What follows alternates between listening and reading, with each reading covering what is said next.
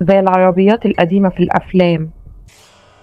ولكن اللي خلاني متردد شوية كان في الكنبة الخلفية كان في بنت قاعدة ساكتة، ملامحها شحبة جدا، شعرها طويل، مش باين عليها أي علامات حياة تقريبا.